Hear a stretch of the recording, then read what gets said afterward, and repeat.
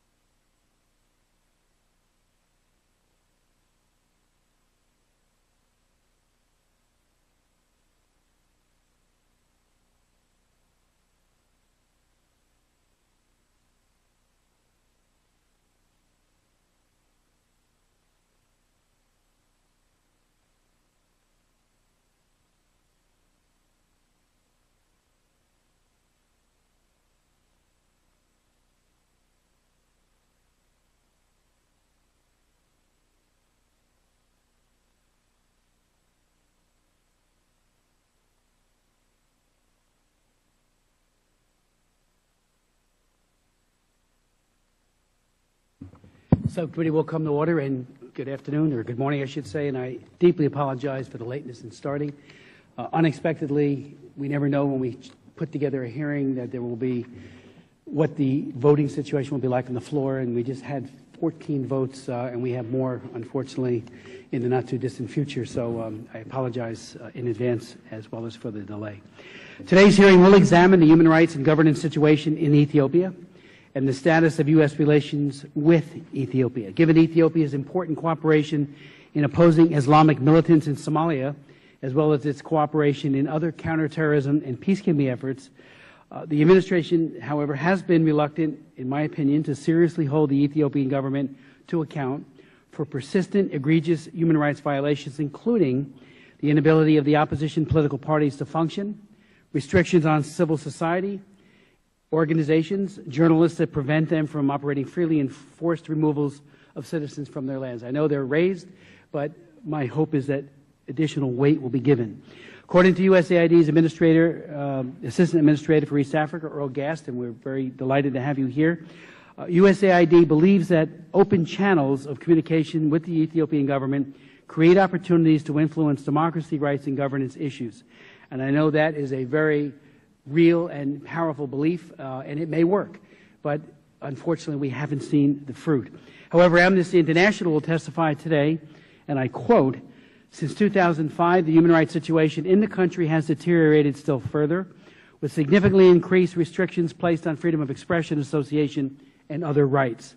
Sadly, the Ethiopian authorities have not acted in a vacuum during this period. According to Amnesty, the U.S. and others in the international community have failed to raise concern over the government's systematic violation of human rights and flouting of its international obligations.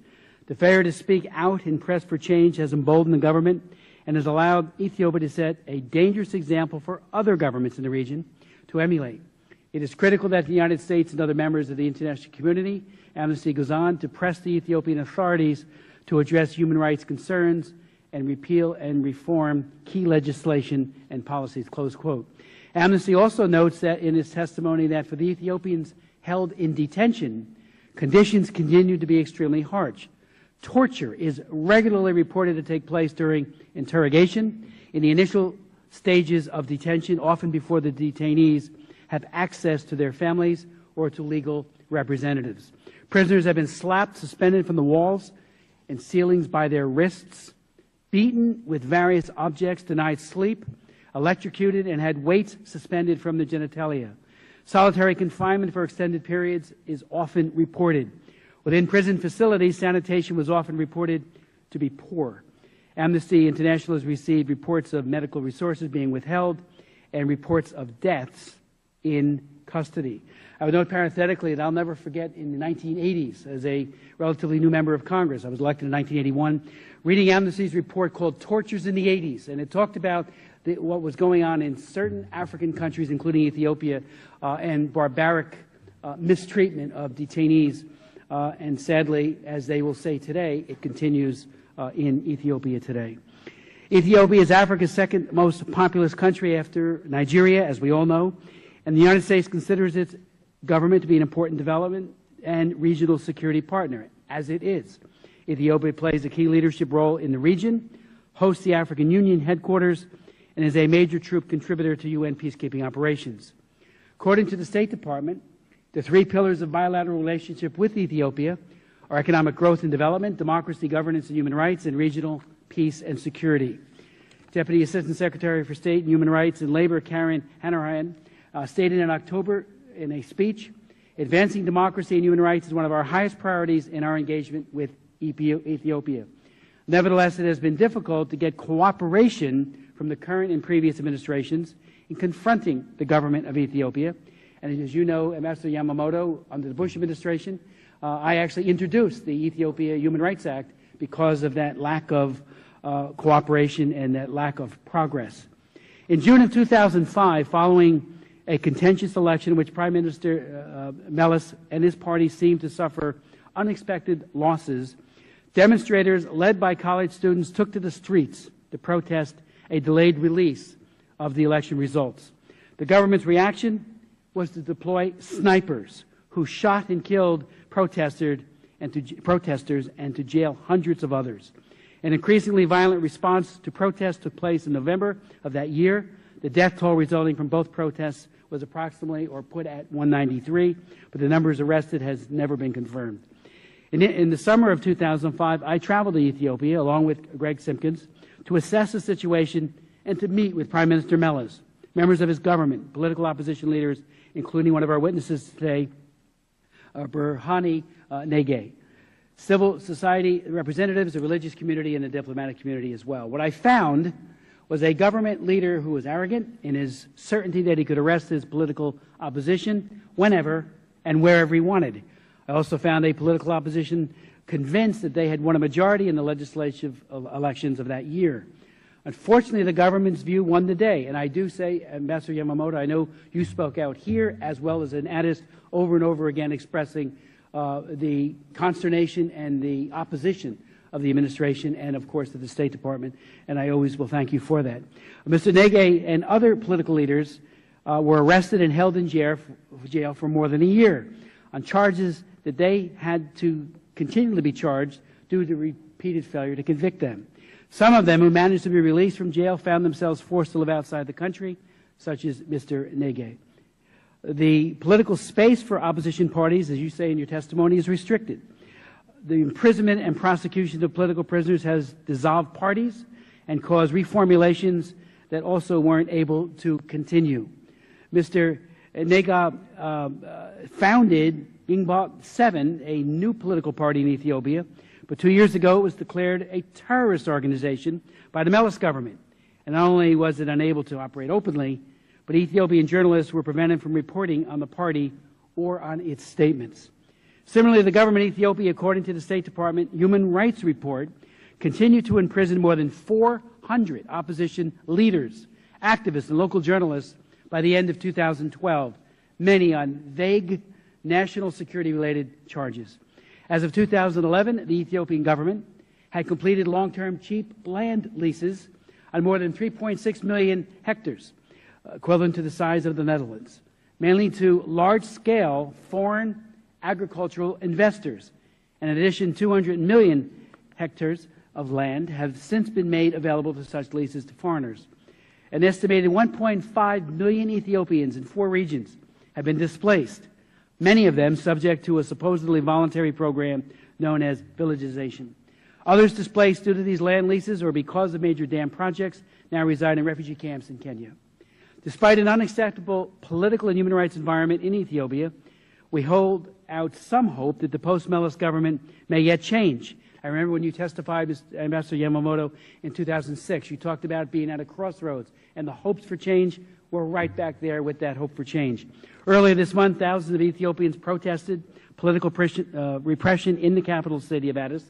Under the late President Meles, such a show of defiance likely would have been met with official violence and snipers and mass arrests. But the government of the current Prime Minister, Mariam Desalegn, did not react that way, and this is an encouraging sign.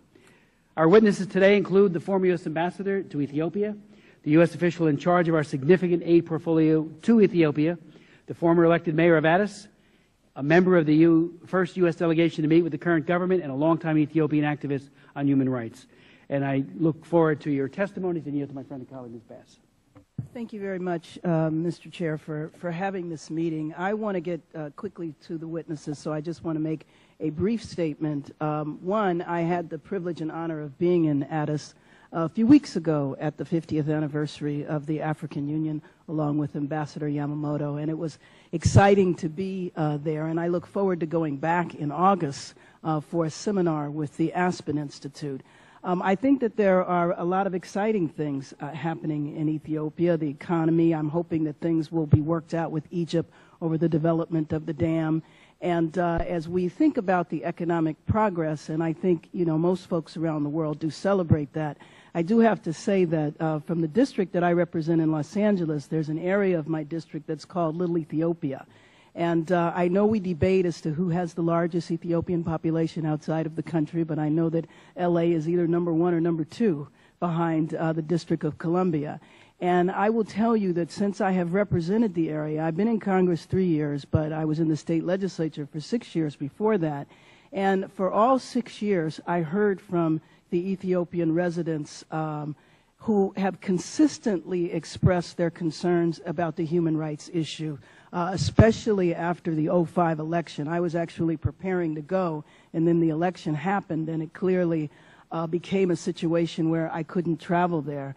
But over the years, I have heard about a number of the human rights abuses that the chair described. There have been people that have visited Los Angeles who have been persecuted in the country and came to, one, see if we would be able to support them in the United States. And I know many of my constituents feel that they can't even go home to visit.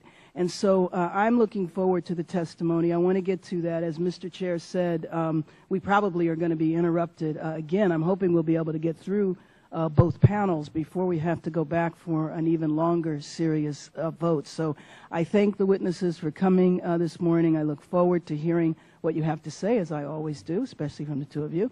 But, you know, I really would like to take the opportunity of this hearing to drill down and find out exactly what the situation is, what our government is doing about it, and what the future might hold. So thank you very much. Thank you. Mr. Meadows. Thank you, Mr. Chairman. As you know, Ethiopia is a critical U.S. ally, and they have helped us oppose, Islamist militants in Somalia. They host the African Union headquarters, and as has been mentioned, the second most populous country in Africa. So they're the key to the Horn of Africa, and also the key to West Africa, and to some extent the Arabian Peninsula. And even yesterday, we heard about attacks at the UN Development Office there at Mogadishu. And this region as a whole is still very volatile, and so the importance of an ongoing relationship with Ethiopia cannot be overstated. And so that's why it's disheartening to see some of the problems that we still need to address there. One party, as has been mentioned, dominates Ethiopia's political system. The media is often harassed. Basic freedoms are still restricted.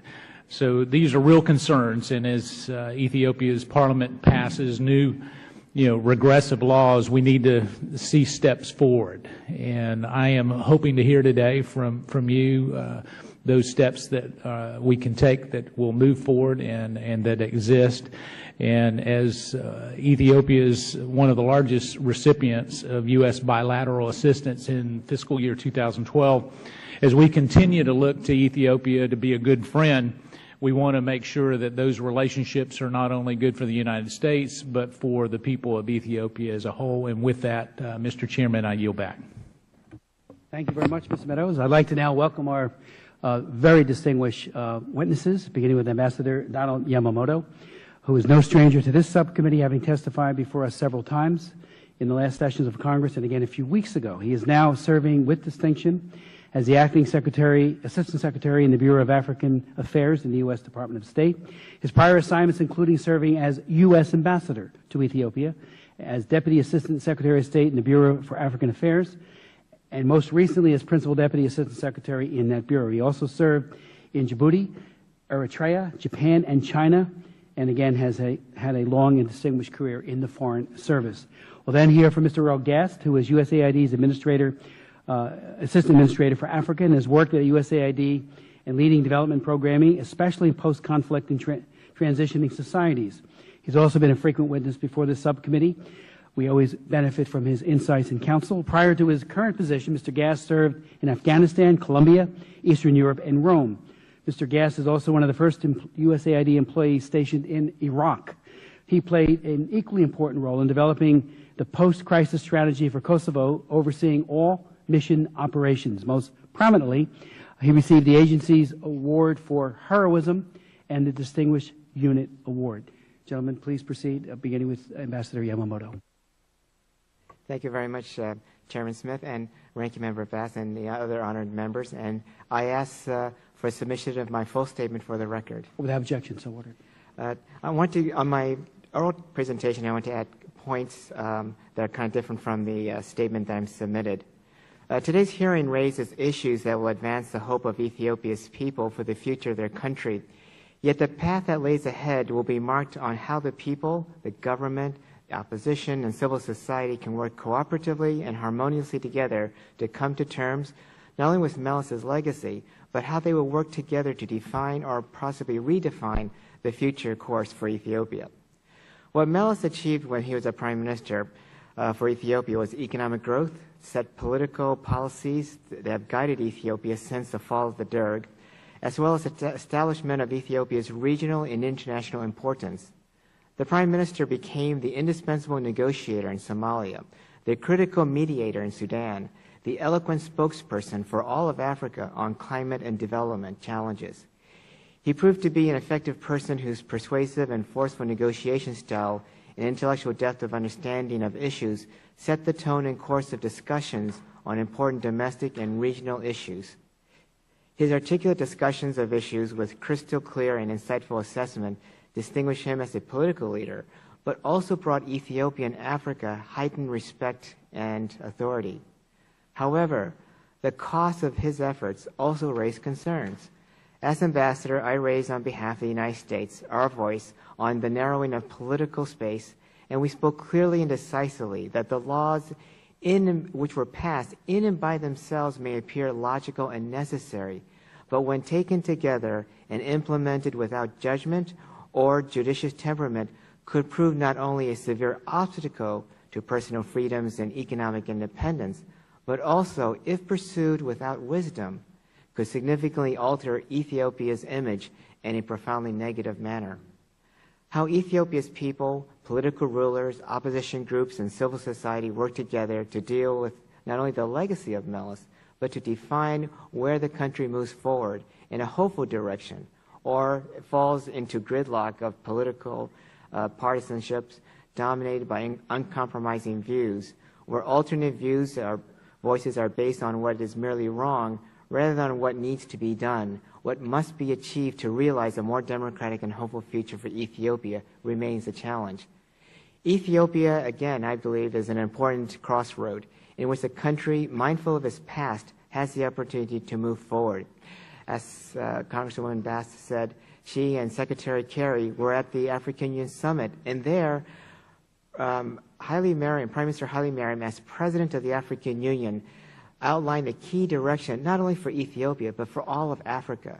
That is to invest in the economy, to realize a transformation to a more technical world, investment in technology and vocational education, commitment to infrastructure development, overcoming bureaucratic red tape, and reasonable laws, and finally to promote democratic values. These are great, but there are also great challenges as well as great hopes. If not handled astutely and with great political skill, as well as courageous and decisive action, Ethiopia may also go down a very different path, in which its future could be sacrificed to partisan politics. It will take much understanding, compromise, tempered by deep commitment to achieving what is in the interest of the people of Ethiopia, and not in deference to political positions or personal preferences. And so the United States will forever remain dedicated to the core values and goals of democratic values and human rights policies, as well as economic prosperity and security. We stand firmly with Ethiopia, its people, its future generation, to achieve together a better future for Ethiopia and for Africa. And I welcome your questions. Thank you very much, Mr. Ambassador. Mr. Gast. Good morning, Chairman Smith. Good morning, Ranking Member Bass, and good morning to all other members of the subcommittee. And thank you very much for inviting me here to speak before you today on an important topic, and that is Ethiopia after Prime Minister Meles. The death last year of Prime Minister Meles Zenawi marked the end of an era in Ethiopia. Fully half of the population had never known another leader or another style of leadership, and his passing brought with it hope and trepidation for the country's future. 10 months later, the ruling EPRDF remains firmly in control of all organs of government. In recent years, Ethiopia has experienced a period of relative stability, marked improvements in the well-being of its people, and an increasingly important position in the international community.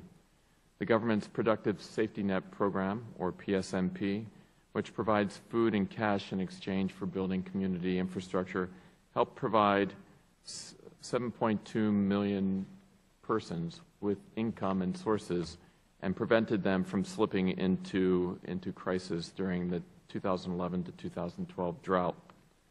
The availability of education and health services has flourished, even in remote communities, and economic opportunities are expanding for youth and women.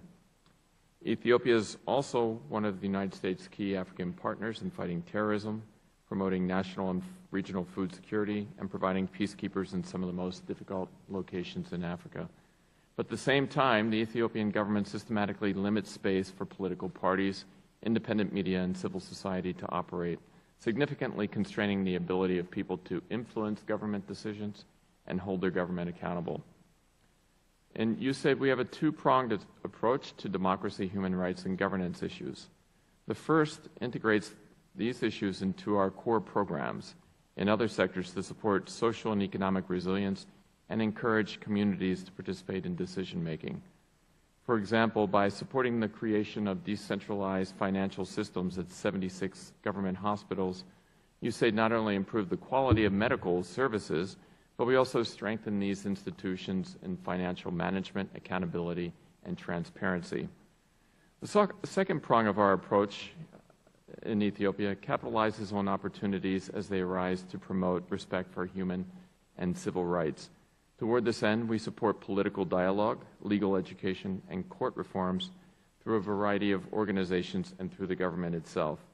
Although there are major impediments to working with Ethiopian civil society groups, we do support the organizations that accountably deliver services in a manner that is respectful to human rights.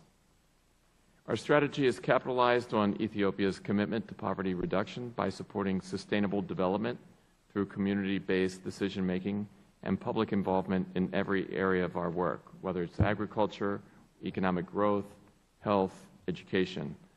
We encourage social accountability mechanisms such as scorecards and participatory budgeting to help citizens hold government accountable for service delivery and institute the practice of participation and dialogue. And by working together with the government of Ethiopia on our shared agendas to advance economic growth and development, we are fostering opportunities for dialogue about public participation and transparency while having real positive effects that will accumulate over time into significant change that will increasingly enable and encourage democratic governance. Ongoing dialogue with the Ethiopian government creates opportunities to advocate reforms that will hold government accountable and gradually expand political rights and civil liberties.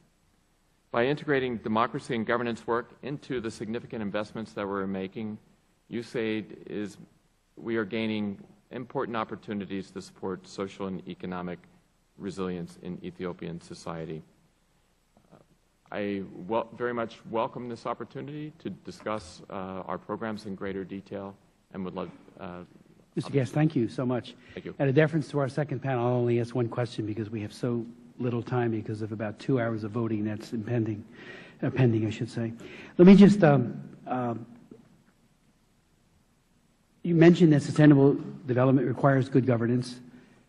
We know that the request for, or the fiscal year 13, not the request, the actual money, of the $351 million in total aid, $1 million has been reserved for democracy-type programs. And I'm wondering, you emphasize the importance of balance. Can that be beefed up? Are there opportunities that are going awry?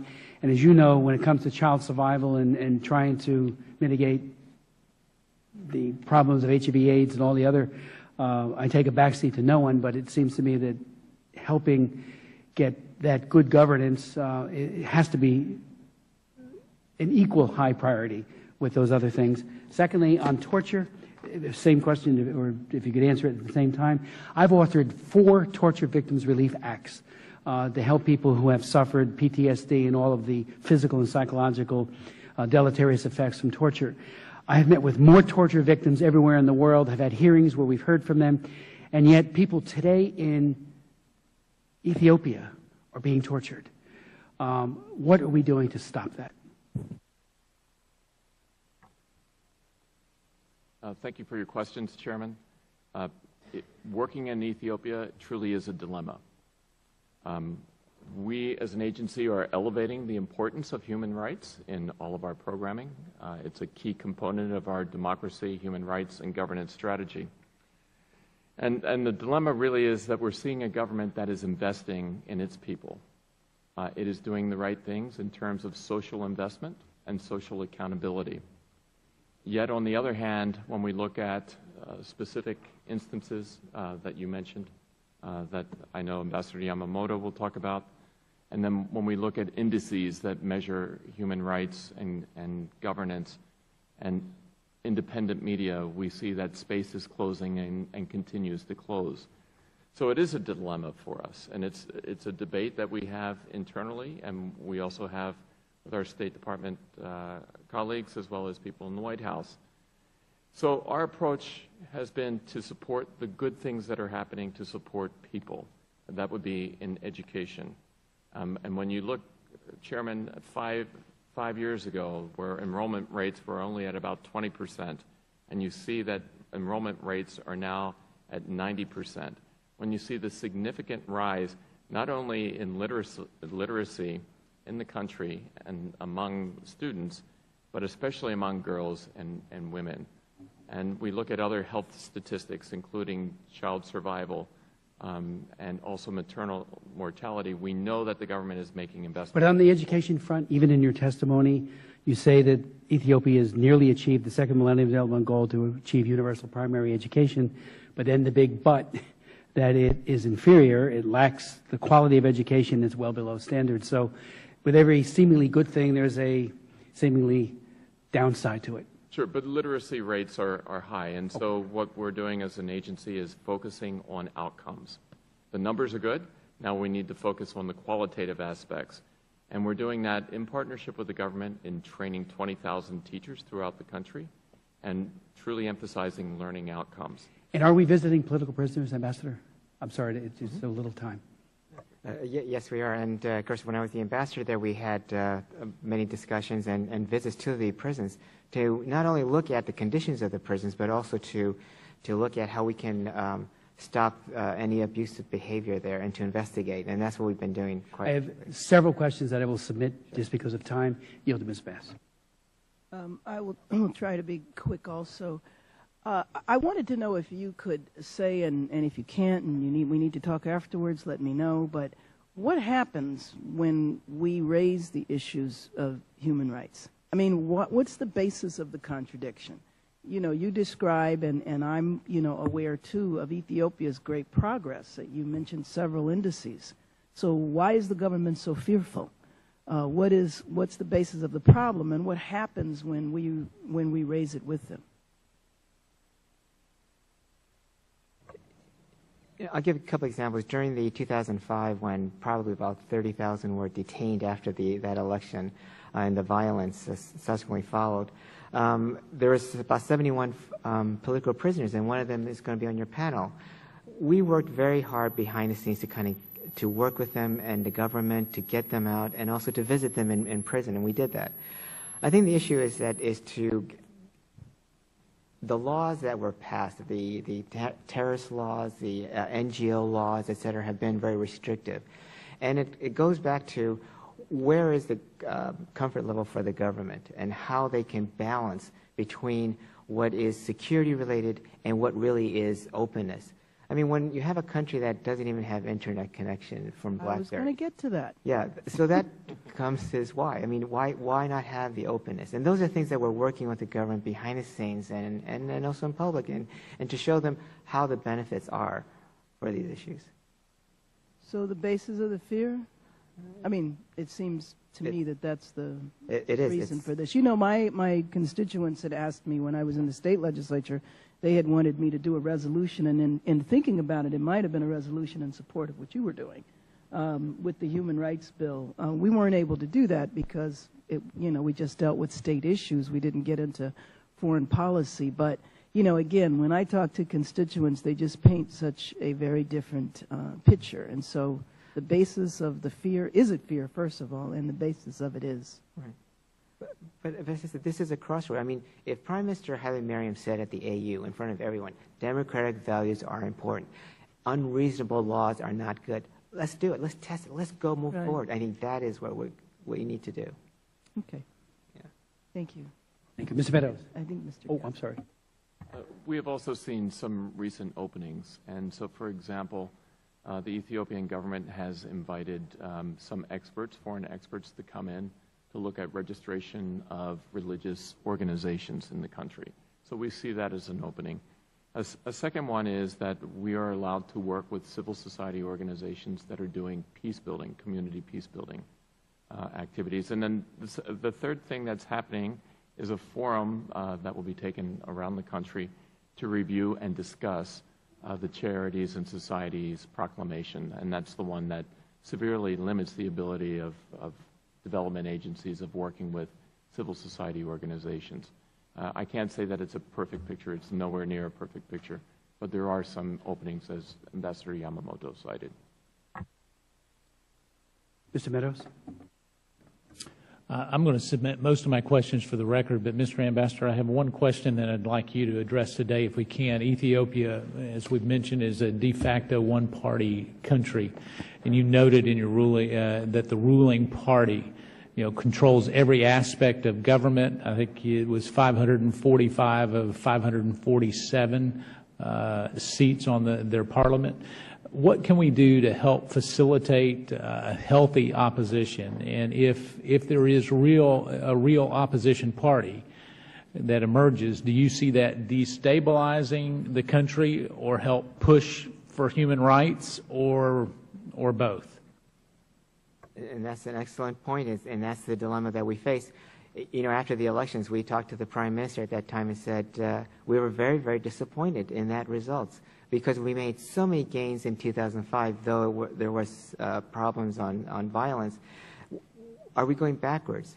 We need to move forward, and those are the areas that I think we're working with this new government under Prime Minister Haile Mariam. But it is, how do you develop the opposition to be a very forceful voice for the people, and how can you allow them to be that forceful voice? Those are the areas that we've been trying to work very keenly in our democracy issues, but also behind the scenes and with the government in private. It's going to take time, but we are pushing very hard on various programs and opportunities. Like, for instance, I'll give you a couple examples. One of the things in all of Africa, not just Ethiopia, is the violence against women. We have started with AID, this hotline for battered women to call in and to get views. That's an opening. Another issue is to have the judiciary process to help with women and minority groups and others. That's another opening. So if we can push things to keep on pushing things, maybe those will be areas for opening to help not only the government, but also the general atmosphere. So do you see an opposition party helping with that? with the human rights. Yes, but I think with the opposition, and I defer to Dr. Berhanu Nega, who has better views, is how can we help this? Because one day the opposition will be the government party and vice versa. We've told that to the Prime Minister. We've told that to the government. You've got to prepare. You cannot rule consistently forever. It's impossible. Mm-hmm. And that's an issue that they understand. But how do you build that confidence? And that's, I think, the challenges we face. So do you think they're fearful of an unstable environment? Is that the major opposition to having a viable two-party system? I think that's one part. Okay. That's one aspect. All right. Thank you both. With that, Mr. Chairman, I yield back. Thank you very much, Mr. Meadows. And just in conclusion, I just want to thank you again. Ambassador Yamamoto, when you did testify in March 28, 2006, and I know you did this with the utmost sincerity, but you talked about hope for democracy, a new chapter, crossroads, and my hope is, hope springs eternal, that we will be dogged in our efforts to ensure that this time Ethiopia gets it right for the people's sake and for basic fundamental freedoms and basic human rights. So thank you. Many questions will be posed. I wish we could do it today. Maybe you don't, but thank you so much for being here and for working so closely with us. I'd like to now introduce our second panel, beginning with Dr. Berhanu Nega, who is a Bucknell University Associate Professor of Economics. He is also current chairman of Gimbat 7, the Movement for Justice, Freedom, and Democracy. Is one of the leaders of the Coalition for Unity and Democracy, and served as campaign manager for the party's successful effort during the 2005 elections. He was first freely elected mayor of Addis in 2005 election, and along with all the leadership of the CUD, he served 21 months in prison after winning the election. I would note parenthetically that when Greg and I visited in 2005, Dr. Nega and Greg got in a car to go one place, I got in a car to go somewhere else, and right behind them, ubiquitous to the core, was a group of secret police who monitored every move that they made, and it was just telling. It was over the top. Dr. Peter Pham, again, welcome back, Dr. Pham, director of the Michael S. Ansari Africa Center at the Atlantic Council in Washington. He is incumbent vice president of the Association for the Study of Middle East and Africa, an academic organization that represents more than 1,000 scholars, and is editor-in-chief of the organization's Journal of the Middle East and Africa. Dr. Pham was the winner of the 2008 Nelson Mandela International Prize for African Security and Development. He has authored half a dozen books, chapters concerning Somali piracy, terrorism, and stabilizing fragile states, as well as more than 80 articles in various journals. We'll then hear from Mr. Obang Metho, Solidarity Movement for a New Ethiopia. Mr. Metho is the executive director of the Solidarity Movement for the New Ethiopia, a social justice movement of diverse interests. He has tirelessly advocated for human rights, justice, and freedom, the environment, and enhanced accountability in politics and peace in Africa for over 10 years. He has briefed and met with leaders and officials at the UN, European Parliament, State Department, U.S. Congress, and the World Bank, and the Council for Foreign Relations, among others. He defends the fundamental respect for human life and is committed to work for the reconciliation, forgiveness, and healings of affected people in order to create positive future. Then we'll hear from Mr. Adote Akwe, who is Amnesty International's Managing Director for Government Relations for AI International. He rejoined Amnesty in 2010 after serving as Senior Policy Advisor for CARE. In this capacity, Mr. Akwe helped develop and implement advocacy on CARE's priority issues towards the U.S. government. Before joining CARE, he worked with Amnesty International USA for 11 years. He also served as Africa's Director for the Lawyers Committee for Human Rights, now Human Rights First, and previously served as a Research and Human Rights Director for the American Committee on Africa and the Africa Fund. So, Dr. Nega, if you could begin. Sorry. Good morning, Chairman Smith, Ranking Member Bass, distinguished members of the House Subcommittee on Africa. Thank you for inviting me to speak with you today. It is indeed a great honor and privilege to have the opportunity to appear before you to discuss issues related to the future of democracy and human rights in Ethiopia. Democracy and human rights have direct implications for Ethiopia's survival as a nation. The existence of a democratically elected and accountable government that strictly adheres to the rule of law and respects the basic rights of its citizens is the only arrangement that will ensure Ethiopia's stability and prosperity in the long run. A stable and prosperous Ethiopia contributes to the prosperity and stability of the region. An unstable Ethiopia has the potential to destabilize the Horn of Africa. Issues ranging from religious extremism, potential conflict over freshwater usage, crippling poverty, and looming environmental challenges could threaten the livelihood of the people in the region, and such challenges require the attention and resources of the international community in partnership with responsible and accountable leaders in the region. It is therefore in the economic and national security interest of the U.S. and its Western allies to ensure that Ethiopia achieves durable stability, which can only come from genuine democratization, rather than settle for a short-term, tenuous peace that is falsely projected by dictatorships and that could collapse with the slightest challenge from a fed-up and angry populace. Having said that as an introduction, let me quickly and directly address the topic at hand. There are three interrelated issues. The first deals with the government's observance of human rights and democratic principles after the days of Mallas. This is a topic that is least controversial, and I have addressed it in detail in the written testimony that I have submitted for the record. Suffice it to say that in every major category of human rights and democratization, things are as bad as they were during Mallas' tenure, or even worse in some cases. Award-winning journalists are languishing in jail. Ethiopia is very close to Iran, Cuba, and Somalia in the number of journalists jailed or exiled. As a cruel reminder of the elections in communist Soviet Union, the ruling party allegedly won 99.6% of the parliamentary seats under Mallas in 2010. As if to outdo Mallas, in the most recent local elections, the ruling party and its allies won all of the 3.8 million seats. The Independent Election Commission called it a manifestation of the maturity of Ethiopian democracy. The government is simply allergic to the presence of independent civil organizations. It decides on who should be the leaders of religious institutions and has the audacity even to attempt to pressure Ethiopian Muslims to abandon their faith and convert to a new sect that it somehow favors.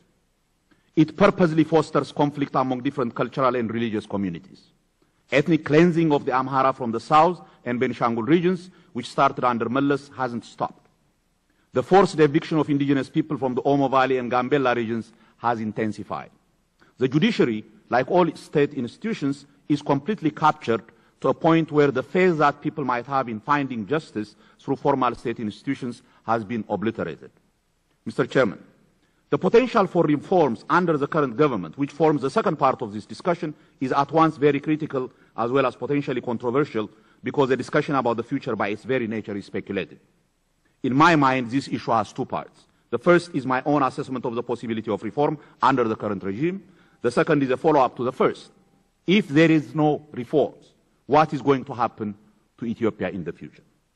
Let me address both of these issues candidly. Much as I wish it, I don't see the possibility of an internally driven reform leading to a genuine democratic dispensation in Ethiopia. The ruling clique have committed too many human rights crimes, have accumulated too much wealth through rampant corruption, and have antagonized the population too much to feel that they can continue to enjoy a peaceful life after relinquishing power, which they know would happen if there was to be a truly free and fair election. Instead, they believe that they can somehow survive through total repression insofar as they can get the foreign aid resources as well as the diplomatic support they need to help them keep the lead on any potential resistance to their power. The only change that Mallas's days has brought to this situation is that it has revealed the tenuous nature of this calculation, as it has exposed the internal conflict and bickering within the ruling coalition. This takes me to the second part of the issue. So what is going to happen if there is no possibility of reform coming from the government? Will Ethiopians simply accept tyranny and live this humiliating existence indefinitely? If I know anything about the Ethiopian character, that is one bet I am not willing to take. That is why, unfortunately, my assessment is rather pessimistic. I think the government's capacity for total repression is going to be challenged rather dramatically in the near future. As the government simply refuses to reform, intensifies its repression, deliberately decimates the legal opposition, and continues to antagonize people in all parts of the country, armed resistance has become an acceptable form of struggle. The various armed groups have started to talk seriously about unifying their actions and their vision for a democratic future as the public's attention shifts from the peaceful opposition to the armed groups as their last best hope for ending their humiliation and freeing themselves from tyranny.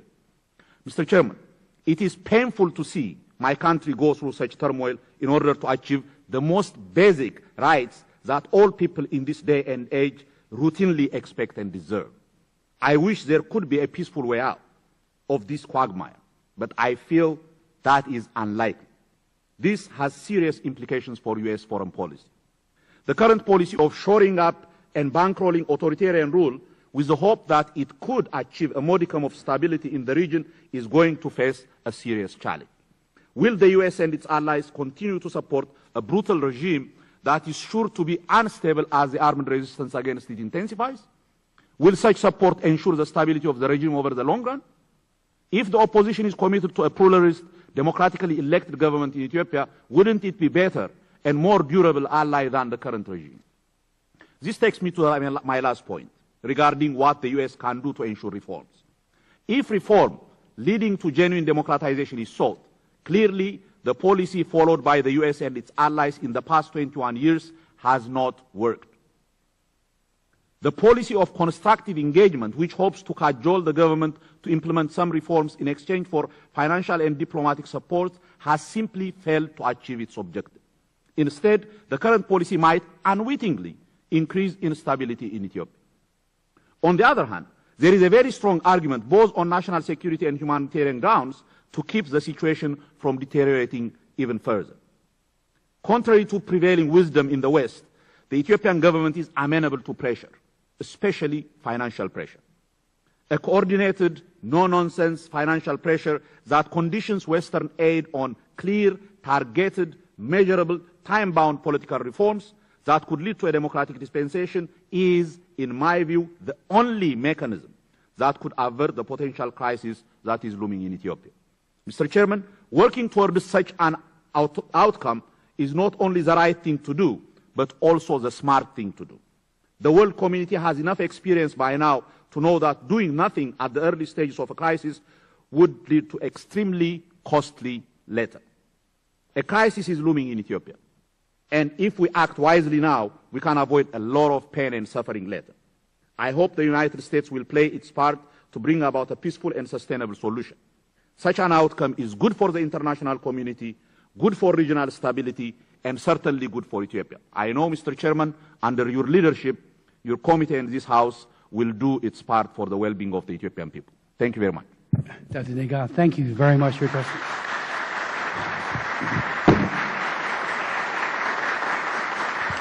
The committee will be in order. Thank you.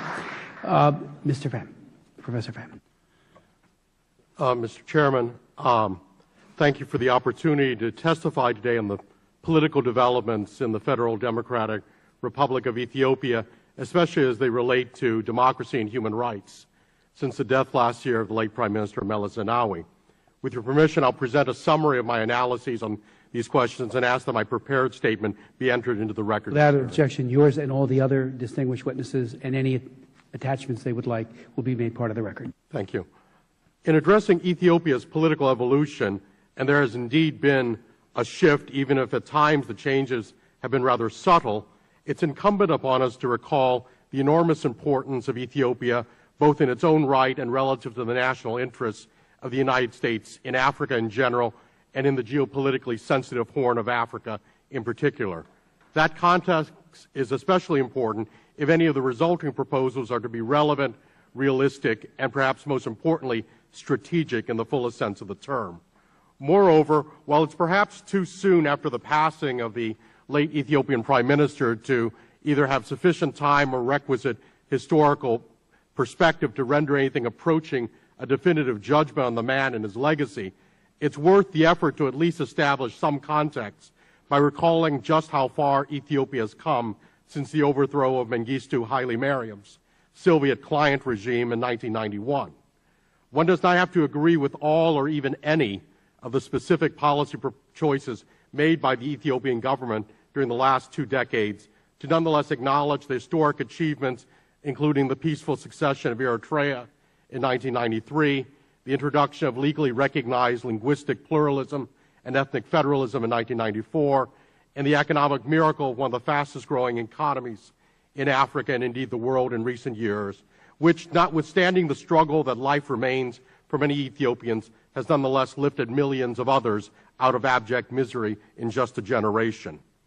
And if it's too soon to properly judge the legacy of the late Prime Minister Meles, it certainly is premature to attempt to render anything beyond a very initial assessment of his successor, Haile Mariam Desalegn, who was only confirmed by Parliament in his prime ministerial tenure on a permanent basis on September 21, 2012, and subsequently elected as chairman of the EPRDF by the Congress of the governing coalition held Bahir Dar in the last week of March of this year. That being said, however, there are several positive and indeed tantalizing indications that while the new Prime Minister has promised to maintain his predecessor's policies, he is also slowly blazing his own trail. These include a cabinet reshuffle that rebalance the representation within the governing coalition, an offer recently reaffirmed to UN Secretary General Ban Ki-moon to open a dialogue with Eritrea without preconditions, a crackdown on corruption that's included the arrest of the ministerial ranked Director General of the Ethiopian Revenues and Customs Authority, and the recent allowing, as other witnesses have indicated, of the largest anti-government demonstration since 2005, an event which I've been assured by senior officials can and will be allowed to reoccur as long as the organizers give local authorities sufficient notice in order to make necessary logistical accommodations. To these modest points of data, I would add a brief personal observation from having had, even before he became Prime Minister, the privilege of discussing a broad range of issues with Haile Mariam Desalegn. He is a man of great intelligence, and he's cognizant of the challenges before him. On the other hand, one should also recognize the political, institutional, and other constraints which someone in his position faces, especially until such time as he's able to win an electoral mandate in his own right. With all this in mind, permit me to conclude by commending to the subcommittee's consideration 5 principles to guide U.S. policy toward Ethiopia, which I offer in line with the prudent norm embraced by President Obama in last year's U.S. strategy toward sub-Saharan Africa.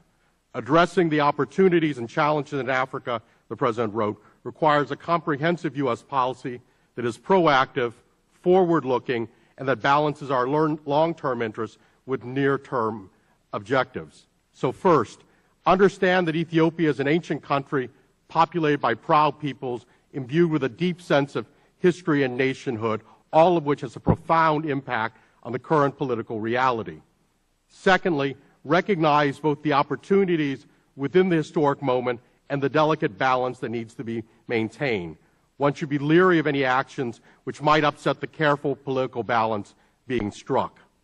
Thirdly, be realistic about what the United States can and cannot do with respect to the direction of social, economic, and political developments in Ethiopia. It goes without saying that America has influence, and where possible, that influence should be brought to use judiciously for good. However, our room for maneuver is tighter than ever, and America's overall leverage significantly diminished by the combination of our own general cutbacks in foreign assistance. When one looks at the actual figures, there's virtually nothing that's discretionary that could be cut back in our aid to Ethiopia, and the emergence of other countries and actors able and willing to work with the Ethiopian government, as witnessed by the Prime Minister's visit last week to China. Fourth, take advantage of Ethiopia's application to join the World Trade Organization to constructively engage with the country's government, not only about economic liberalization, but other rule of law and governance concerns. Even if the publicly stated goal of completing a session by 2014 is unlikely to be achieved, the effort does present the United States and other international partners with a unique opportunity for a more intense dialogue with their Ethiopian counterparts, contributing to the enhancing of technical and administrative and regulatory capabilities and advanced policy objectives ranging from liberalizing the banking and telecommunications sectors to securing private property and other legal rights. And fifth, become more engaged in Ethiopia's rapidly transforming higher education sector. Ethiopia has gone from having 3 national universities in 2001 to 31 this year. If the United States government could encourage American colleges and universities to become more engaged with their Ethiopian counterparts, there's the prospect over the long term of considerable return, both in terms of consolidating the cultural and political bonds between our countries and people, as well as advancing democratic and human development. Chairman Smith, Ranking Member Bass, it goes without saying that there are a number of things one might wish to see done differently, perhaps even better, with respect to the ongoing social, economic, and political development of Ethiopia. Nevertheless, the context in which the post-Meles transition and other developments are occurring needs to be taken into account, and objective progress, both in absolute terms and relative to the rest of a very troubled but geopolitically strategic region.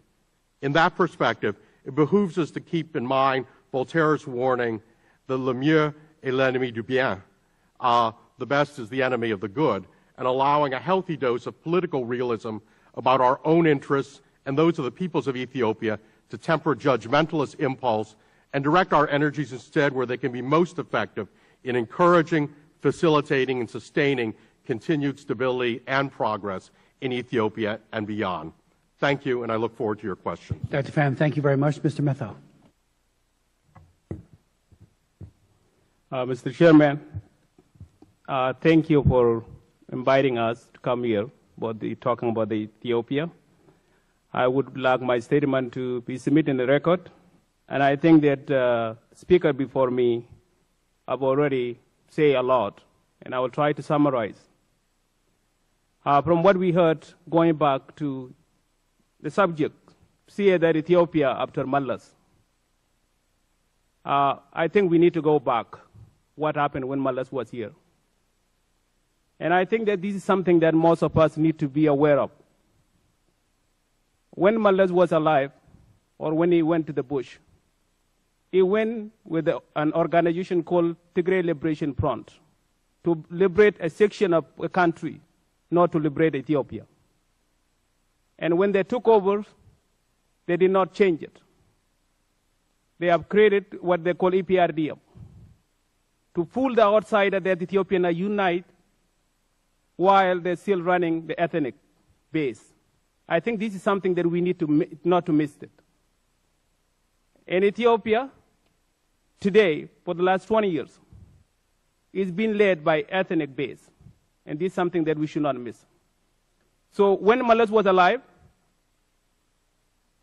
he was being known, and I think Yamamoto put it very well, charming to the West, brutal to the Ethiopian. Saying that a lion war on terror is terrorizing its own peoples. Saying that economic growth is booming. Saying that economic growth booming. Just ask other Ethiopians who have been displaced from their land. Put hate has been used as a tool. The list can go on when Meles was alive. Now let me come back. What has changed? Last time, and again, I thank you, Mr. Smith, for your extraordinary leadership. 8 years ago, when there was a briefing here, I came and testified for 424 people from my own ethnic group from Gambela, for 193 Ethiopians who were killed, for the Ethiopian political prisoner, including Dr. Berhanu Nega, who is beside me.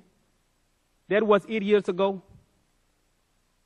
Yamamoto was with me. He said there was a crossroad. 8 years, can you not cross this road? Yamamoto said that. Yamamoto claimed that by that time, Ethiopia, at the beginning of a new chapter, this book, they've never any other chapters since then. The point I want to make is this. I agree with some of the peoples. I disagree with some. The USAID ID talk about progress in Ethiopia. Peace and reconciliation in Ethiopia, there's anti-terror laws. It is against the law for reconciliation, child right, woman right, disabled. The value that which really the Americans depend on. And we call that there's a progress in the country. These are some of the issues that I want to mention.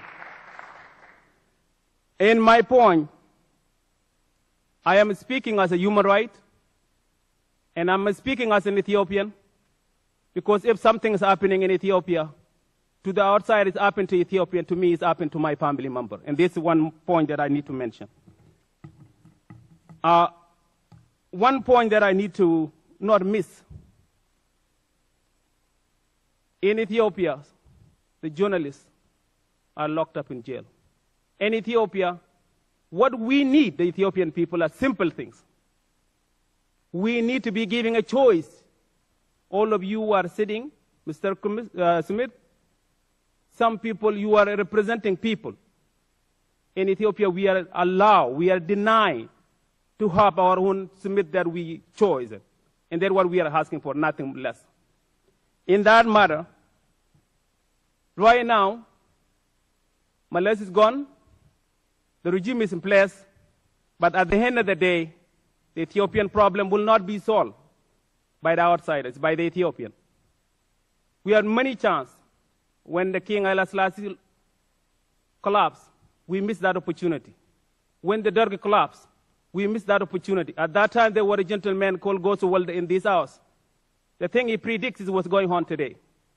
Right now, Yamamoto may say that Ethiopia is a crossroads, but the Ethiopian is different. And I would like to now read a statement that I would like for all of us to know. The reason why I say that it's not an American, the simple thing that we are asking, we are not asking an American or a Western to free us. We are asking them not to be a roadblock to our freedom. We can free ourselves. And how do we do that? It's simple. For the last 12 months, the Ethiopian Muslim brothers was protesting just to choose the leaders who can preach them. The Ethiopian denied them, they've been protesting. Peacefully. The government want to divide them and say that the Ethiopian Muslim are radical extremists. And I say they are not. The Muslim and as a Christian and Ethiopian, we don't share faith, we don't share land, we share blood. And the blood cannot be taken away from us. We are one people. The hope and the change I'm seeing. Just a few weeks ago, the Blue Party have took the leadership to bring Ethiopian out. They called the people in Ethiopia and show up.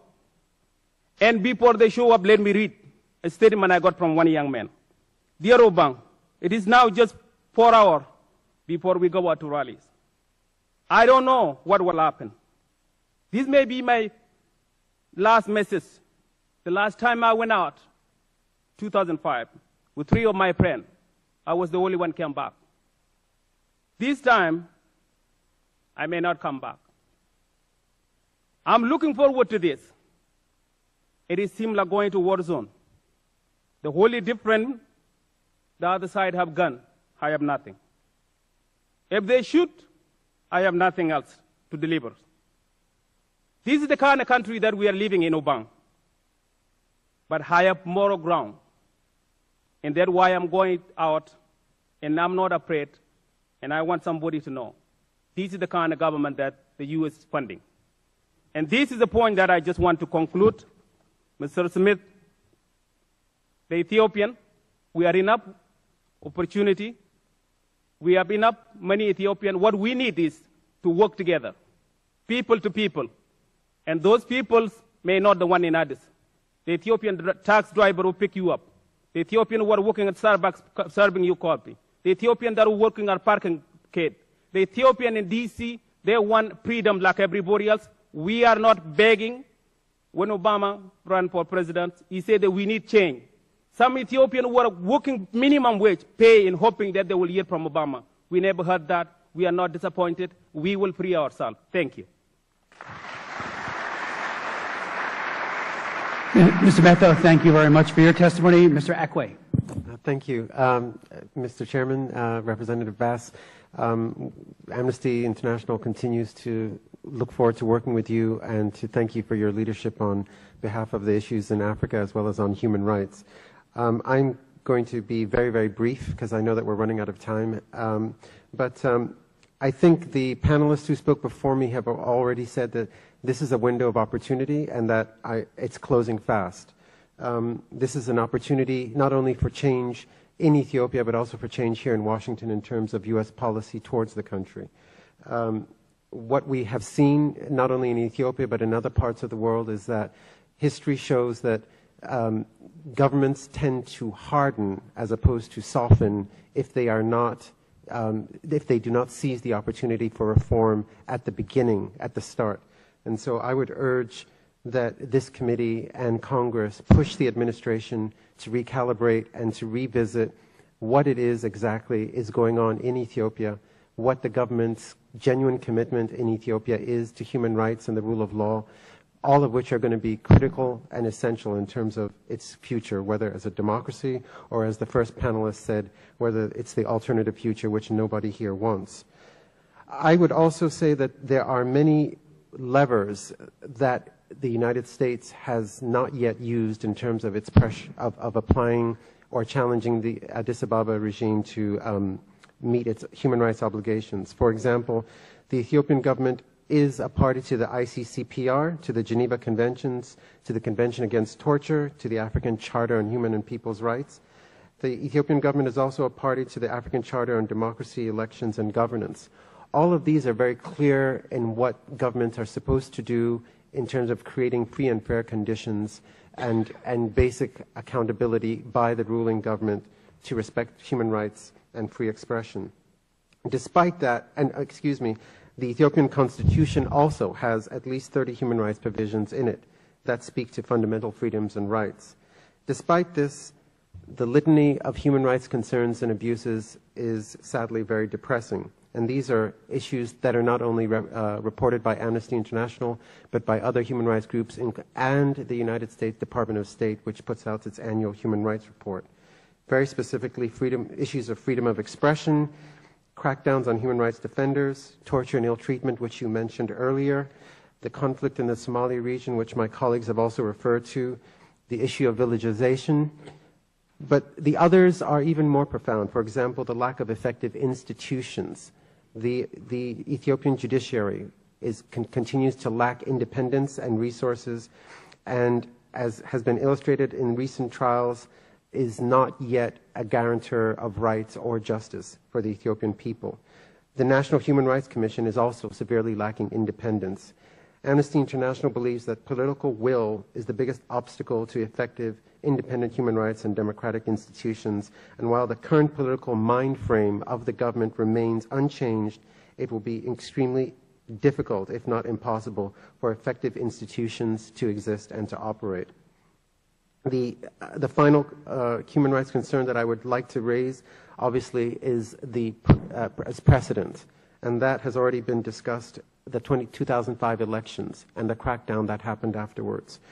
Those are not things that were ever accounted for. The numbers were never fully clarified, and certainly there was never accountability. Those are things that this government still is accountable for and has to answer to. I would just go finally to close to just try and remember that we're dealing with human beings and individuals, lots of them, but indeed precious in their individuality. Eskinder Nega, Debebe Eshetu, Yusef Getchu, Akmel Negash, Ishak Eshetu, Tesamagan Desalgan. All of these are just a few of the names of Ethiopian heroes who are challenging and fighting for individual rights and the rule of law in their country, who have suffered the brunt of the government's crackdown and its repression. There are thousands more like them, and some of them we don't even have the names on. Mr. Chairman, we believe that without the full enjoyment of human rights by all Ethiopians, it will be hard to see how the country will fulfill the promise of individual freedom and dignity that it has claimed to espouse since the ouster of Mengistu in 1991. Since 2005, the human rights situation in the country has deteriorated further, with significantly increased restrictions on freedom of association, expression, and other rights. As I said, and as Chairman Smith also noted, this has not happened in a vacuum, and the international community is also in need of looking deeply into its policies and changing them. The failure to speak out and press for change by the Ethiopian government is critical, and it has allowed Ethiopia to set a dangerous example for other governments in the region and has kept the Ethiopian people themselves at risk of human rights violations and repressive governance. We hope that the President will speak to some of these issues on his upcoming trip to the continent. in particular the issue of civil society and the important and legitimate role that it plays in a healthy democracy and in the enjoyment of human rights by citizens and peoples in a particular country. But we also hope that the discussion of legislation and of policies that are being conducted by the Meles regime, by the post-Meles regime, including the Anti-Terrorism Proclamation, the Charities and Societies Proclamation, and other laws, will also continue to be raised not only by Congress, but also by the administration. Thank you very much. Thank you so much for your testimony. I regret that there are a series of votes that will take about an hour, so I'll be very brief. If anyone would like to stay, I'll be back in an hour, but I know that's presuming on your time.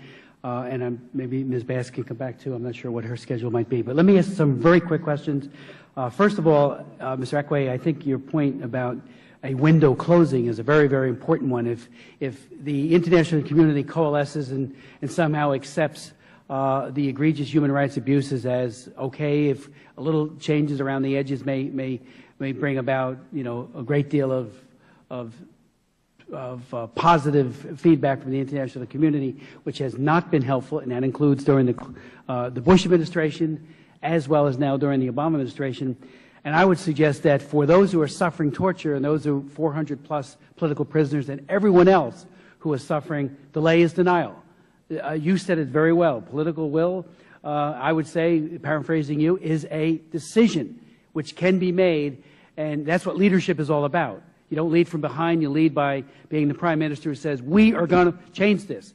I would announce today we are going to reintroduce the Ethiopia Human Rights Act with very serious benchmarks.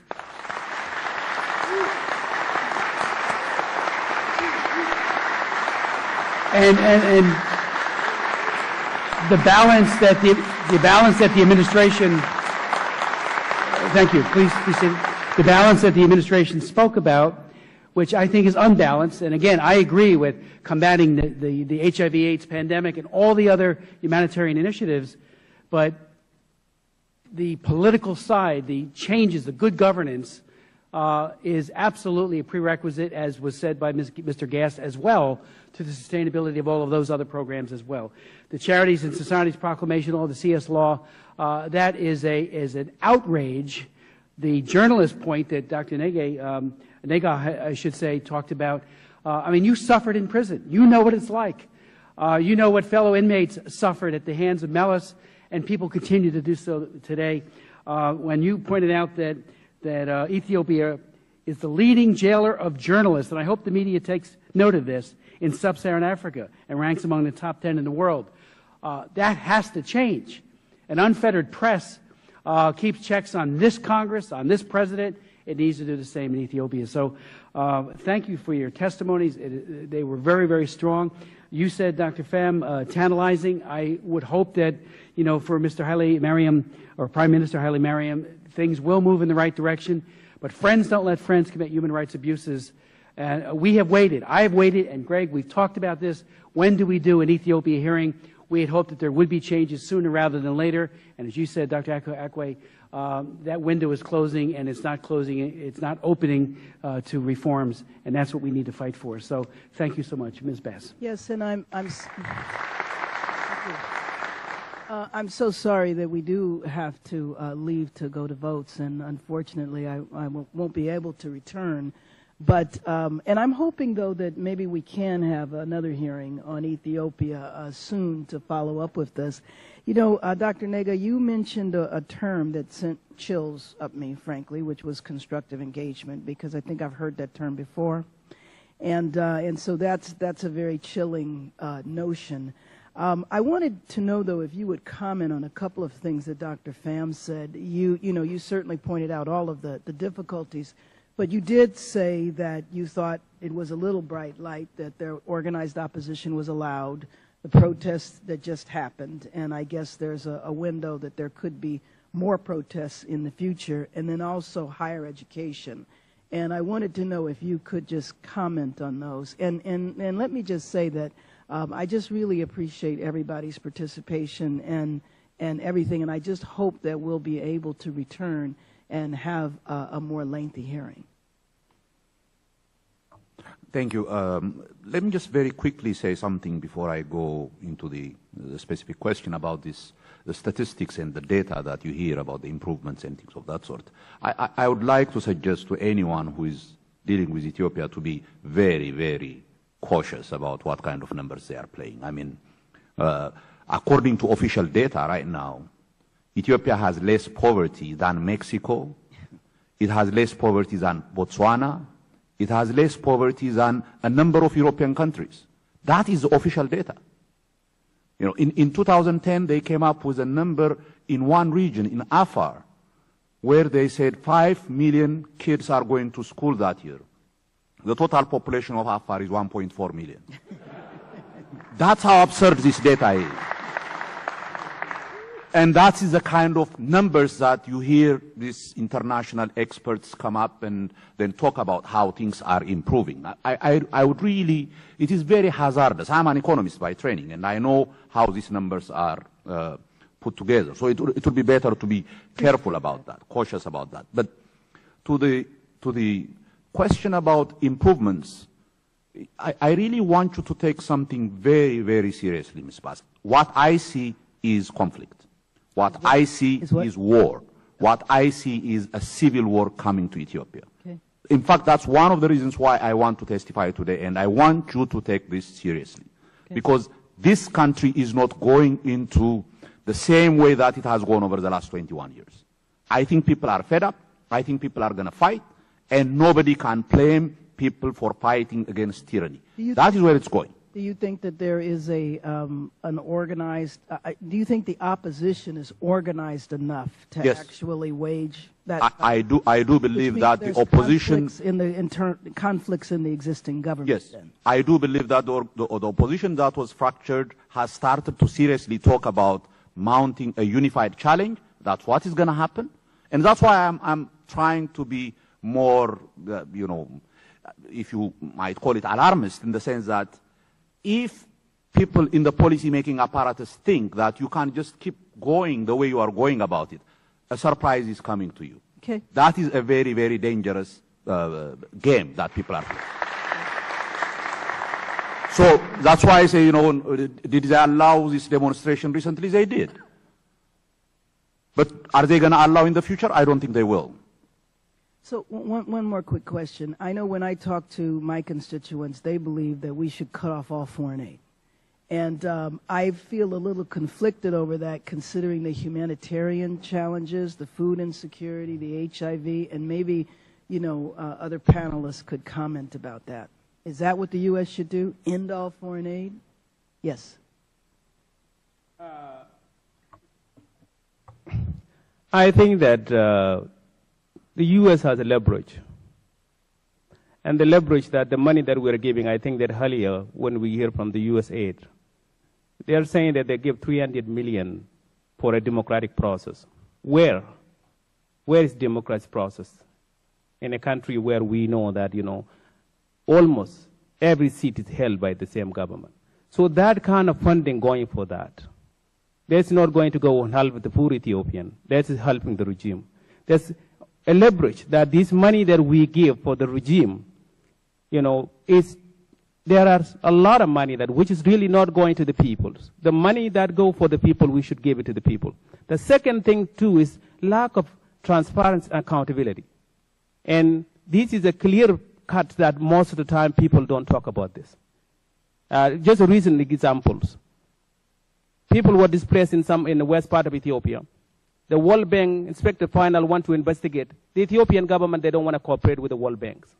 Just like me giving you give me the money to feed my family. You say, did you feed my family? I say, none of your business.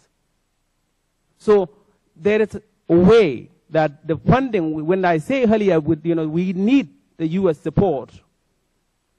This has been done in Burma. It's been done in other places. There's no political space. There's no really any media at all in Ethiopia. The journalists are being accused as a terrorist. People who are activists, just like me. Like in Ethiopia, for example, leave alone me, even all of these journalists, if they were in Ethiopia, they will be accused of journalists. For me, I never held a gun. I never talk about any war or anything. But the Ethiopian government labeled me among the 24 people who were labeled I was one of them, just because I speak the right. So the point is going back to what Dr. Berhanu said. Before it go to war, Ethiopian people are suffering up. Reconciliation can be done. The people in Ethiopia, there are some moderate within the government, there's some moderate within the opposition. That if the U.S. take that initiative, we had enough blood, the HIV and lack of food is killing us, we cannot kill each other. But what we are asking is reconciliation is possible. It's never been tried before, and there's no way why we cannot do it. Thank you. Thank you. Again, I apologize. If you could hold that. We're out of time for voting, so Ms. Bass and I have to run over to vote. There's 7 votes in succession. They should be rather quick, but then there's another series of votes about 20 minutes to 30 minutes after that. I know you all want to say, if you can stay, I would ask you to. We'll come back, ask some additional questions. You might want to elaborate, and then we will have to conclude the hearing and then hold that second hearing as we've suggested, as Ms. Bass asked. Thank you.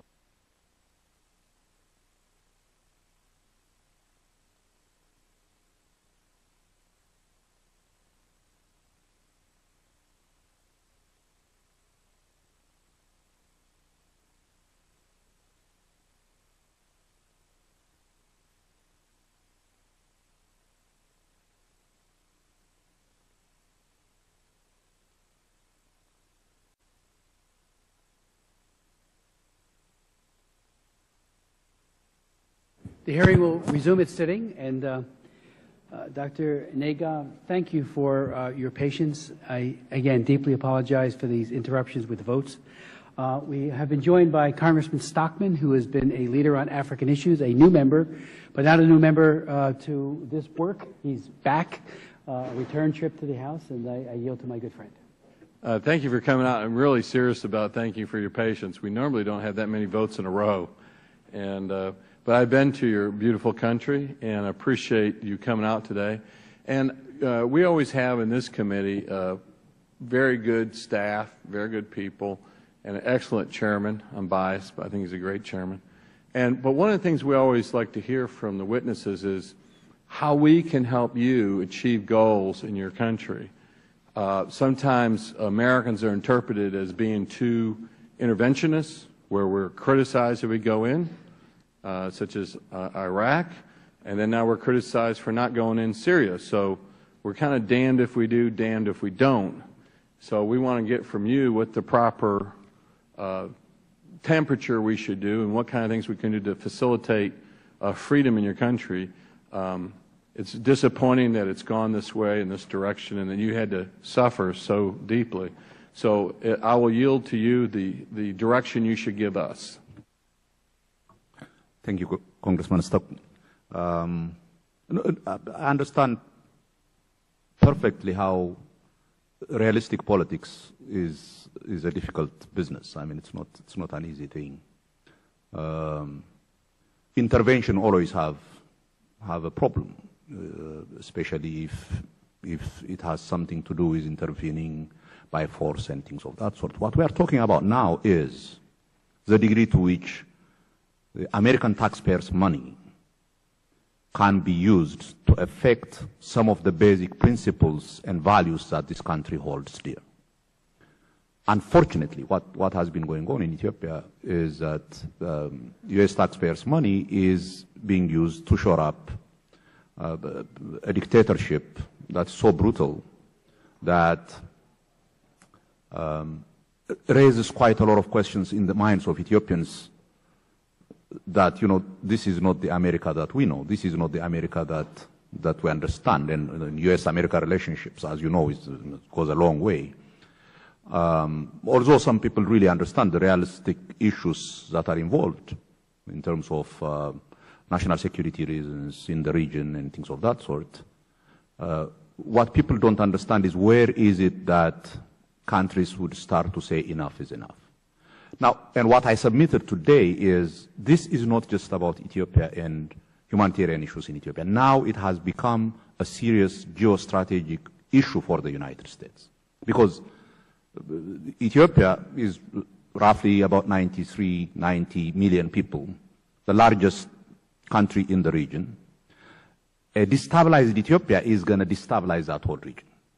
It's a very serious issue, and all U.S. strategic interests are going to be affected by what happens in Ethiopia. So the question is, if we let things go the way they are, would we at least achieve the strategic objectives of the U.S., which in this case means a stable Ethiopia that can support the anti-terrorist struggle in the region? And the answer that I can give is, unfortunately, the way things are going, that's not going to happen. Because Ethiopia itself is going to be destabilized, because after 21 years, people have become so traumatized. People have literally given up hope that there is a possibility of peaceful transition, that there is now more recourse towards armed resistance against the state. Now, you can imagine, once armed resistance starts, you don't even know which direction it takes. I mean, if there is anything about Syria that we can talk about, it started as a peaceful resistance. The state refused to relinquish power. One thing leads to another. People start to get fed up, and they go into this. Then at that point, you don't even know who is which one you are going to be able to influence. I have a limited time. I guess what I'm asking you, if you were in my shoes and you were giving us guidance on a bill we could write, what would you recommend that we put in that bill to facilitate a positive outcome in Ethiopia? A very clear, targeted, time-bound set of issues that leads towards meaningful democratization, in the absence of which U.S. foreign aid to Ethiopia would be seriously endangered. That's number one. Two, the U.S. work with other allies, especially the European Union, to work towards this objective. Because Ethiopia is really amenable to financial pressure. This is not a government that could just brush away, although they say this always, that, you can't take your money and, we can tell you what. That is not a government that can allow that. So use your financial support to the government to good end. Use it to effect substantive change in the behavior of the state. That is what I would say. Do you think a delegation from the United States would impact if we visited there and said we have these concerns? If the statement is very clear, if it is something that you can back it up. Mm-hmm. I mean, this is not the last delegation that would go to the U.S. I mean, Congressman Smith has been there repeatedly. Donald Payne has been there. I mean, there are Congress people going always. The point is, they will always tell you exactly what you want to hear. And the minute you leave, they go on behaving in the way they are behaving. Unless otherwise you have a tangible set of measures that you would take, unless otherwise X, Y, and Z happen. And in that case, what you are saying is, then our money, our taxpayers' money, is not going to be used for this. You can do whatever you want. We will not intervene militarily or anything, but our money will not be used unless otherwise X, Y, Z. Release prisoners. We'll give you X amount of time. Introduce a series of reforms. Release the press that they have left. The press that the government owns, that is not used for anything else. But respect your constitution. Just respect the constitution that you have written. We're trying to get that done here. I understand, sir. But, there are a series, the National Election Board, these institutions, the justice system, there are things that can be done to actually introduce a set of reforms so that people can start to play by the rules. The intervention in Somalia, how much does that affect the economy and the budget of Ethiopia? You mean, I don't think that was fought from Ethiopia's purses. Well, I understand you have some soldiers in another country. How much does that cost the government? But I don't think the Ethiopian government pays for it. Oh, you think the United States does? No, I can tell you that the Ethiopian government is not. In almost every place that the Ethiopian army is, it is either the UN or the US or somebody else paying. Even the UN, I think we end up paying for it. Exactly. Indirectly, you would start paying for it. Yes. So it's not coming out of their pocket. There's no impact on the budget. Okay. No. But except for life and time and material. Yeah. So your suggestion is if I understand correctly, if I hear you correctly, is that we say, if you don't have free elections, release the press, release the prisoners, then we will cut it by a third by next year. We'll cut it by another third the year after that, and then cut it all off if you don't receive it in 3 years or something like that. Yeah. The timetable. And we would direct the State Department and other agencies to that effect. Yes, and very importantly coordinated with other allies, particularly the European Union.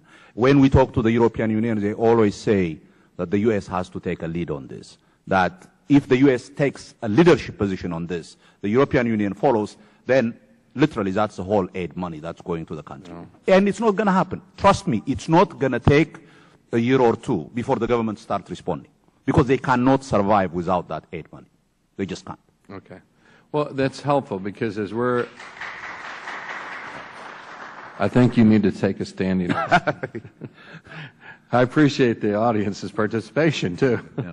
But I'm glad you're directing us, because honestly, from this side of the table, we can't do it without input from people that have been there and know what's going on. And we don't want to go too far one way or not do anything. And I really appreciate you taking your time and staying so long. And I yield back. Yes, thank you very much. Thank you. Let me just ask some final questions and then ask you if you have any final comments you'd like to make. How would you assess President Obama's assessment of the situation on the ground and his policies, particularly as it relates to human rights and governance? Well, I think for the Ethiopian community in general, President Obama's policy has been a bit of a disappointment, in the sense that, you know, if you remember the first few speeches that the president has made in relation to freedom and liberty and democracy in Africa, in the Ghana speech, and you know, everybody was hoping that a new day is going to come in Africa, because we all know at the end of the day, even the economic issues that we face are directly tied to these issues of governance and human rights and things. So everybody thought not only our politics is going to change, not only human rights is going to be respected, but even prosperity can come. Corruption can be tackled. You know, when you have an accountable government, a whole host of issues. So everybody was hoping that President Obama would follow on what he has said. And one of the biggest disappointments for most Ethiopians, I would say, is precisely the fact that it has become an administration that cannot follow on what it promises to do. And it's always disappointing when you hear that. Let me just ask you with regards to the, as you know, for 21 years, and you've mentioned that yourself, Ethiopia has been headed by a minority ethnic group. After being in power for the past 21 years, it is well positioned to remain in power without the leadership of an internationally known prime minister. How do you see the ethnic politics in Ethiopia playing out in the years to come? You've talked about this cauldron. Are we missing the signs? You know, we missed them in Egypt. When you know, the people took to the streets in Egypt, I heard euphoria at the State Department and at the White House and here in Congress.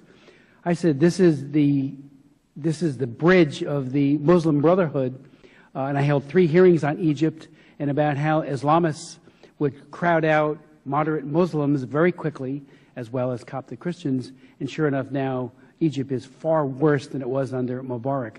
And I'm wondering, you know, I don't see that kind of thing happening in terms of a Muslim Islamist type of, although there are always threats.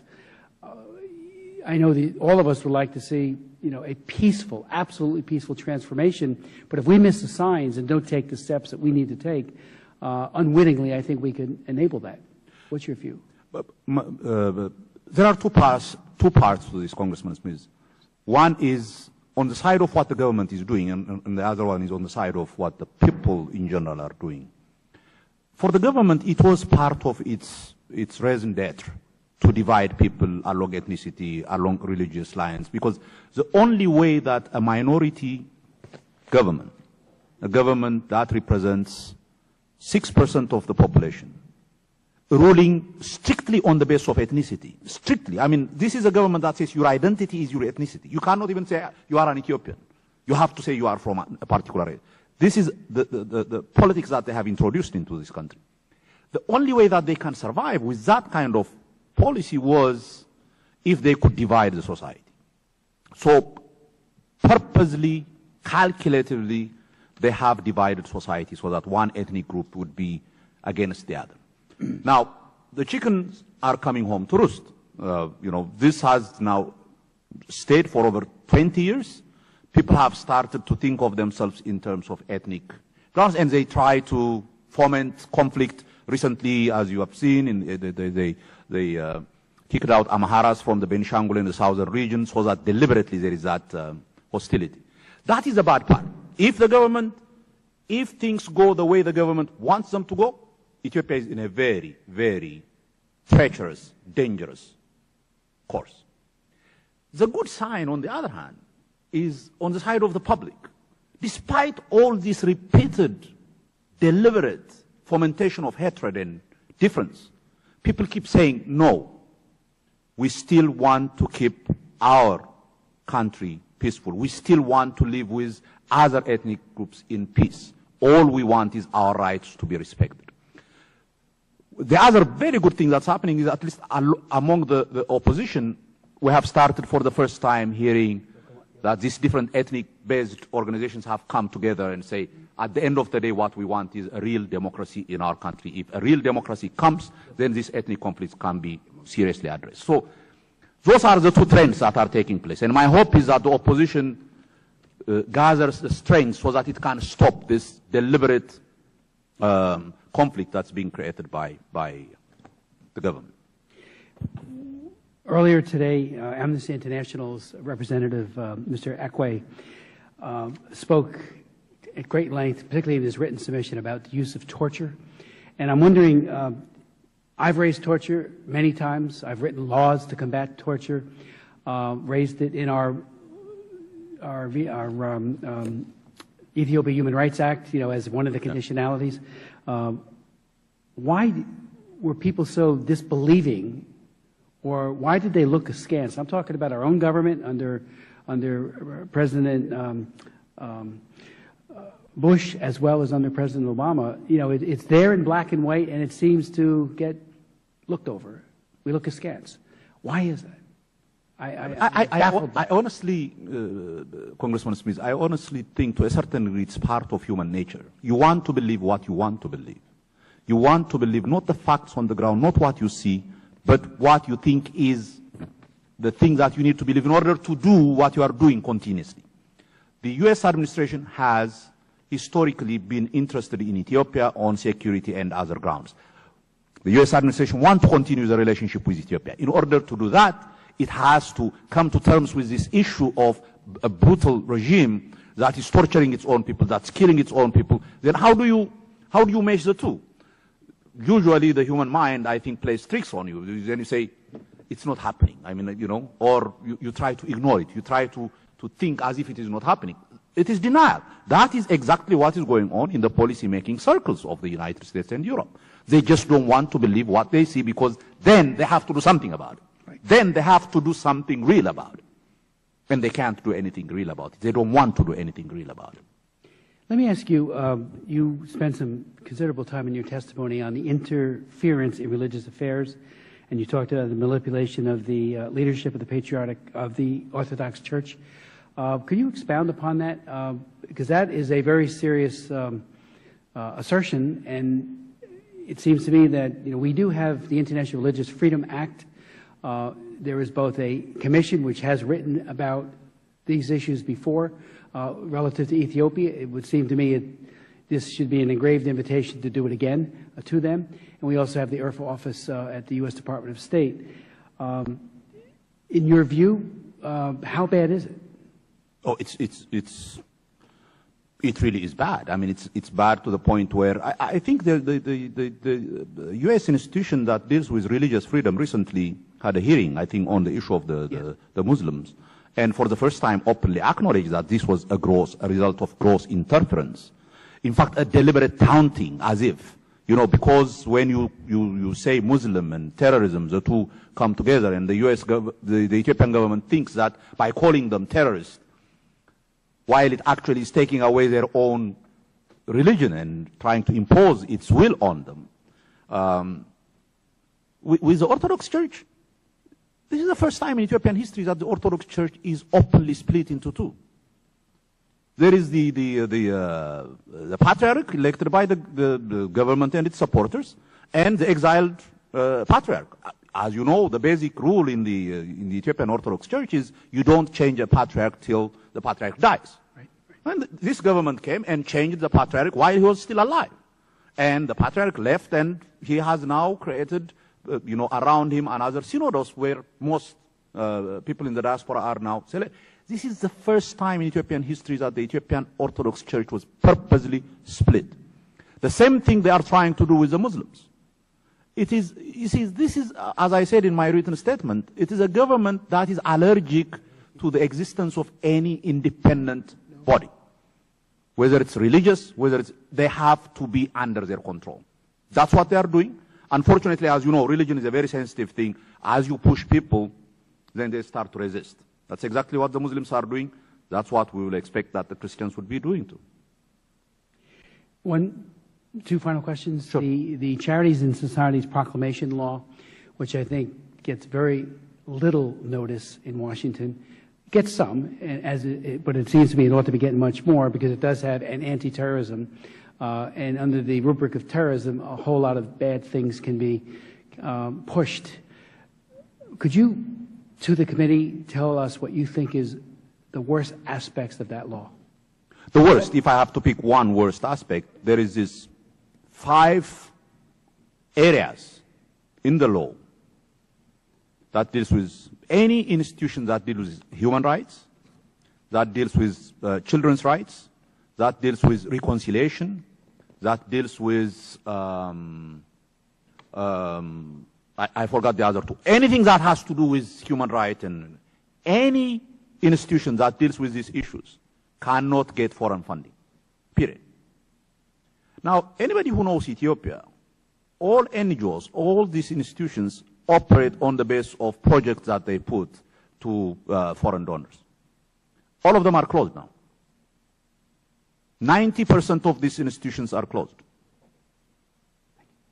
So, if I have to pick one terrible aspect of this law, it is the fact that everything that has to do with human rights and good governance is completely out from Ethiopia. But let me say one last point about this. It is very important, Congressman Smith, to realize that the Charities and Societies Proclamation is one part of a broader capture of institutions in Ethiopia. There cannot be independent institutions so far as this government is in power. They cannot allow independent institutions. That is what this law is about. Let me ask you, yesterday the U.S. Department of State, in a very, very important ceremony, and I was there with Secretary of State Curry, released the newest, this year's version of the Trafficking in Persons report. Parenthetically, I'm the author of the law that created the authorization for that report and many other aspects on combating human trafficking. It's known as the Trafficking Victims Protection Act of 2000. Ethiopia was given a Tier 2 rating, which means that it has a serious problem with trafficking, but it is making or taking actions to combat it. And I myself have been in at least one of the USAID-supported shelters in Addis on one of my trips there. So I know we are trying to provide aid to help the victims and to more effectively end trafficking there. Have you had the time, and I know it only came out yesterday, so you might want to take this question and take a look at the monologue or the narrative that's in the book, the TIP report. But are you satisfied that, and I would have hoped to have asked some of our other witnesses this as well, with that rating, because the same rating when we had our hearing in 2006 was Tier 2 for Ethiopia. Are they making progress, serious and sustained? Congressman Smith, this is, in fact, I think it was last week that the Ethiopian government officially, for the first time, talked about the problem of human trafficking, officially, for the first time. And the Ethiopian government, including the Prime Minister, were on TV saying, this is the fault of those who are living because they don't know how good they have it in Ethiopia. That was their understanding of what actually is going on when tens of thousands of Ethiopian young women go to these Middle Eastern countries, while some of them were thrown from 3-4 stairs, killed, raped. And this is what the government knew was going on. I mean, if you go to the Ethiopian Immigration Authority office, the line that you would find is kilometers of these young women coming from rural areas, urban areas, trying to get the hell out of that place. And there are officially recognized institutions that are actually doing this. Government-owned, government-sponsored institutions. So they talk about human trafficking, and anybody believes that they are really against human trafficking? It really is mind-boggling how the West wants to believe this, when actually thousands, tens of thousands of people are leaving the country under organized trafficking of human beings in Ethiopia. Final question. In the 2 years lead up to the so-called Arab Spring, when Egypt went from Mubarak to Morsi, the amount of money the U.S. government dedicated to civil society and democracy dropped significantly. And it's a matter of record. Many of us complained. Yes, foreign aid has been cut, so there are difficult choices that often need to be made. But I asked earlier today about the balance that Ambassador Yamamoto and Mr. Carl Gast, I should say, talked about, that in 2013 we're spending $351 million in total aid given to Ethiopia, 1 million of which is for civil society, and now that's a Congressional Research Service number, and maybe there's further explanation for that, and maybe it's more, but that's their number. I'm wondering, and I did ask that question, whether or not that shows some disproportionality and perhaps a lack of focus on building up civil society as a bulwark from authoritarianism or worse. What they don't tell you in the testimony, the numbers tell. The 1 million out of the 350 million tells a much bigger story than what they will tell you. Because I think the international community has given up on the possibility of change through civil society institutions. I think after the Charities proclamation, they have said there is nothing you can do around it. In fact, Congressman Smith, that's exactly why I said, if you look at the lay of the land in Ethiopia, the possibility of change through a peaceful mechanism, through using civil society institutions, is gone. That's why the West has stopped funding them. That's why the whole thing is moving into, so for Ethiopians, any thought that there could be any change through that route is gone. So the choice that they have is either you fight to protect your liberty, or to get your liberty, or you die as a slave. You die as a subject. And that's why I said, so far as I know, I don't think Ethiopians are going to accept tyranny forever. I think the little hints that we were seeing in 2005 is now gone. The possibility of change through a peaceful mechanism. The money that you quoted is simply a reflection of that.